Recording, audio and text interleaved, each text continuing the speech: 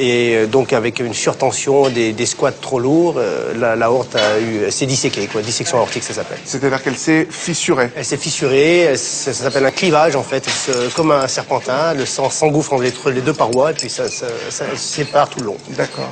Et donc comment ça se traduit là sur le coup? C'est tu tombes toute ta connaissance? C'est des douleurs extrêmes, j'ai pas perdu connaissance, non.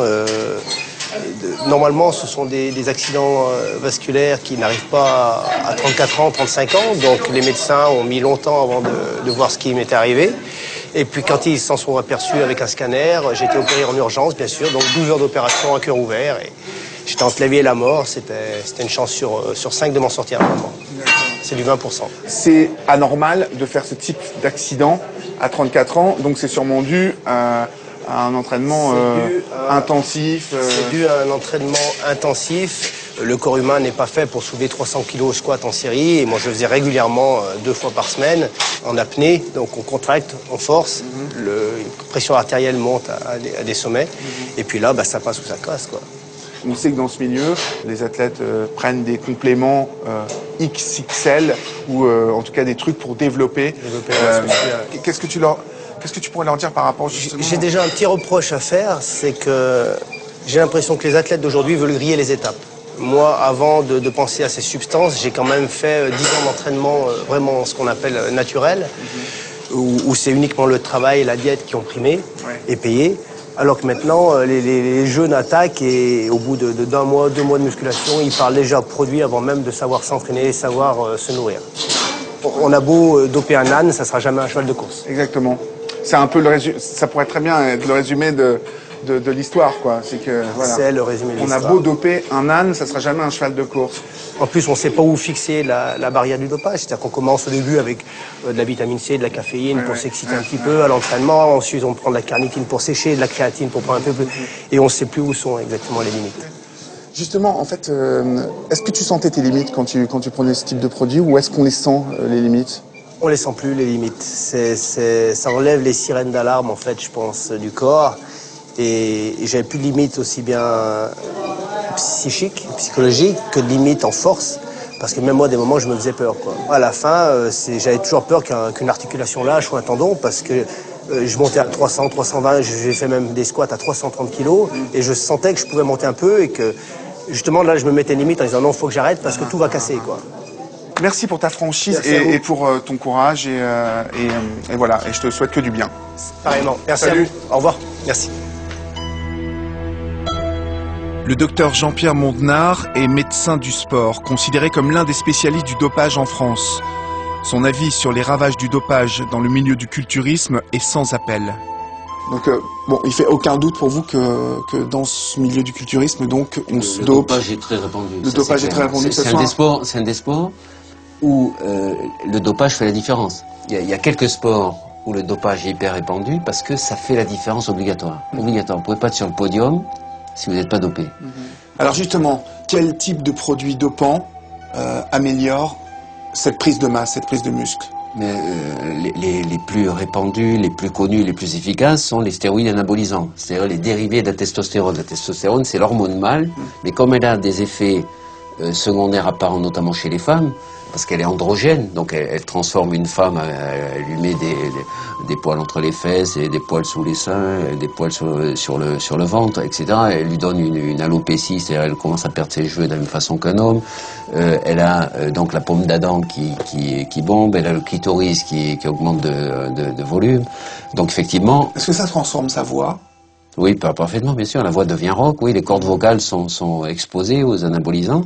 Si on veut changer son aspect, il n'y a pas d'autre façon d'y aller plus vite. Pour acquérir par l'entraînement, donc d'améliorer ses qualités et de transformer son corps, il faut 4 ans. Hein, et avec les produits, en 1 an, vous avez le même résultat. Ça veut dire que plus on prend de produits, plus on va vite dans complètement, mais le les développement. Effets secondaires, ils vont aussi vite. Alors justement, les effets, quels effets secondaires? donc ça donne des tumeurs, notamment du foie, ça donne des problèmes au niveau des artères, parce que ça augmente le mauvais cholestérol, donc le cœur va souffrir aussi.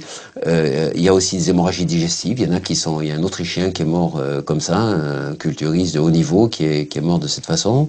Vous allez avoir des baisses de potassium qui vont faire dérailler le cœur et vous allez mourir également d'un problème de ce type ou de problèmes d'œdème du poumon. Donc effectivement, il y a le choix. Aujourd'hui, dans les salles de sport, quel type de produits on trouve ? Bien, normalement, on trouve que des produits autorisés, normalement.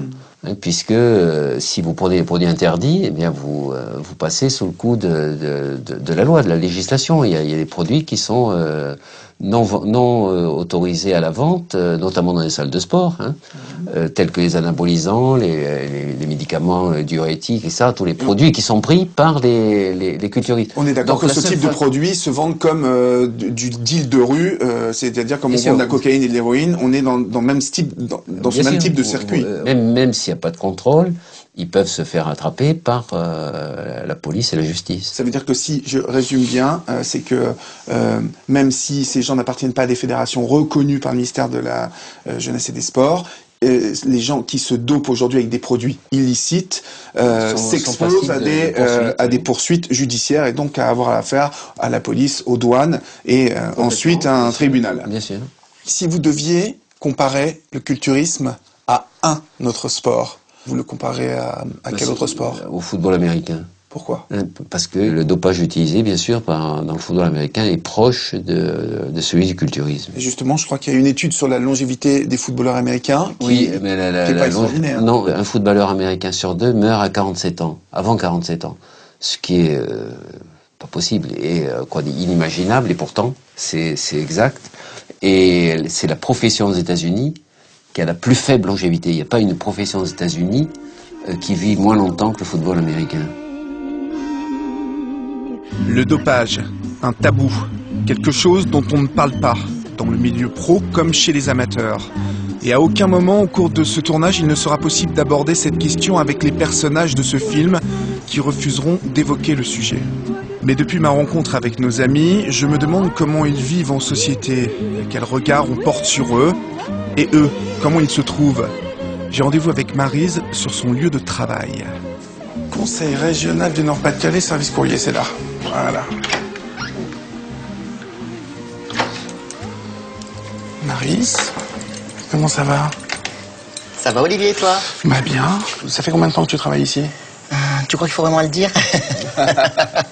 Comment est-ce que tu sens le regard des autres sur toi? C'est-à-dire, bon, tes collègues de boulot qui travaillent tous les jours avec toi sont habitués. Ils me voient tous les jours, ils sont habitués. Mais quand tu te balades dans les couloirs du conseil régional, est-ce que tu sens un petit peu les regards qui s'arrêtent sur toi? Bah oui, je pense quand même. Je pense que je ne dois pas passer inaperçu. Oui. J'adore. Oui, c'est ça, hein? Ah oui, j'adore. Hein? J'adore me montrer. Parce que madame est coquette. Ben, heureusement. Madame aime qu'on la regarde. Il faut être féminine jusqu'au bout. Jusqu'au bout, c'est pas parce que je suis musclée que j'ai pas de côté féminin, au contraire. Complètement. Et justement, tu sens parfois que des femmes envient ce côté musclé que tu as? Peut-être pas autant que moi quand même, je pense, parce que bon, c'est vrai qu'elles me disent toujours, moi c'est vraiment le côté extrême. Mais je pense que il y a beaucoup de femmes qui aimeraient bien avoir mes abdominaux, et un peu ma plastique, bien sûr. Et on pose pas mal de questions justement sur la technique, comment on arrive à avoir un corps aussi sublime que le tien. J'ai beaucoup de collègues de travail qui me demandent des petits conseils, par exemple. Là, ici, elle dit ça tombe, qu'est-ce que je peux faire pour que ça tombe? Mais bon, je suis sympa, quand on me demande des conseils, je donne les bases classiques. Les bases classiques, bien sûr. Les gens rigolent parce que je pose des chariots très lourds, tu sais, avec des talons et tout, ma mini-jupe, etc. Donc c'est marrant, tu vois. C'est le côté un peu fun de la maison.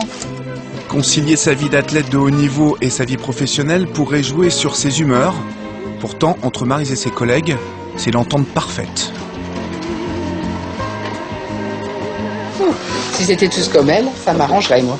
Ça m'arrangerait, hein. Bah dis donc, t'es bien aimé par tes collègues, hein. Ah oui, bah quand même. Faudrait pas que les Américains nous la volent et puis qu'elle finisse par s'envoler pour les États-Unis, qui nous la gardent. Ouais. Non, j'ai beaucoup d'ennemis, hein, mais j'ai des amis quand même. Oui. Pas beaucoup, très peu. Ouais. Ah, toi, c'est souvent chariot, là, comme ça. Ah oui, moi j'aime bien. Ah oui? Ah, je me promène toujours. Mais toi, est-ce que tu as toujours été comme ça depuis que t'es petite? T'as toujours Ah oui, eu besoin de te dépenser à fond? Toujours. Quand j'étais petite, j'étais très maigre et très mince. Ouais. Et j'étais toujours paquet de nerfs, fallait toujours que je bouge, etc. Toujours.